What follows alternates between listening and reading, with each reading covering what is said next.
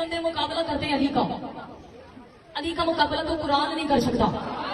اور میں نے کہہ دیا علی کا مقابلہ قرآن نہیں کر سکتا. کوئی مجھ پہ فتویٰ نہ لگا دے کہ معاذ اللہ میں نے قرآن کی شان کو گھٹا دیا, علی کو بڑھا دیا. تو میں ممبر کی بارگاہ سے خیر مدلل بات کرنے کی عادی نہیں, میں دلیل دینے لگی ہوں. میں نے کہا قرآن علی کا مقابلہ نہیں کر سکتا. وجہ کیا ہے؟ کیونکہ قرآن بھی انتظار کرتا ہے علی عمل کرے تو آیا کرے.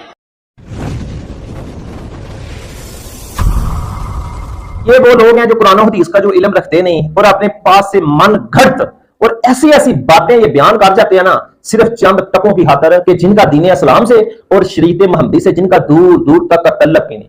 یار ایک ادنا درجے کا جو طالب علم ہے نا, ان کی بیہودہ جو گفتگو سن کر نا وہ بھی اپنی ہنسی نہ روک پائے.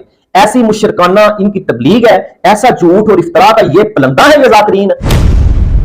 وہ حضرت علی رضی اللہ عنہ جنہوں نے جنگ و قتال کیا, کس لیے؟ صرف توحید کے پرچار کے لیے, قرآن کی جو تعلیمات کے حفاظ کے لیے اور قرآن کی تعلیمات کی اشاعت کے لیے اور قرآن کی تعلیمات کے سر بلندی کے لیے, جنہوں نے اسلام کے لیے جہاد کیا.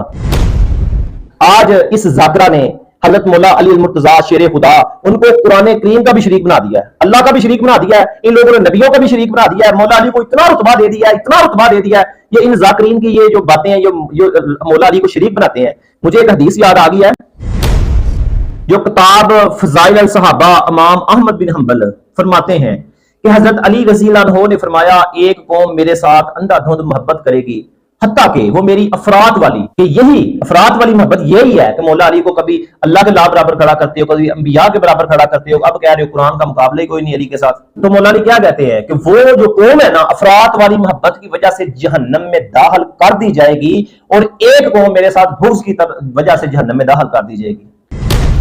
باقی الحمدللہ ثم الحمدللہ قرآن کریم کی وہ آیات جو صحابہ کی شان میں جو اتری ان کو ہم تو مانتے ہیں, لیکن تم بھی نہیں مانتے, کیونکہ حضرت علی رضی اللہ عنہ نے فرمایا تھا کہ قرآن کریم کے بعض احکام جو ہے نا وہ حضرت عمر فاروق کی رائے کے موافق ہے. یہ سیرت غلبیہ میں آیا ہے. اور قرآن کریم کی ایسی جو آیات کی تعداد جو حضرت عمر فاروق کی رائے کے موافق اتری ہے نا, امام ابن حجر اسقلانی نے ان کی 15 تعداد بتائی ہے, اور امام ابن حجر حیثمی کے مطابق ان کی تعداد 17 ہے, اور علامہ جلال الدین سیوطی کے نزدیک ان کی تعداد 20 ہے. اور قرآن کریم میں تو 20 آیات ایسی اتری ہیں کہ حضرت عمر فاروق رضی اللہ عنہ کس چیز کا اراتا کیا اور قرآن اتر آیا. اور ہم نے تو تمہاری طرح حضرت عمر فاروق کو قرآن کا شریک نہیں ٹھہرایا, اور تم تو حضرت عمر فاروق کو مانتے نہیں. قرآن تو 20 آیات قرآن کے حضرت عمر فاروق کی رائے پر اتری, 20 آیات. تم حضرت عمر فاروق کا جو ان کو مسلمان ہی نہیں مانتے.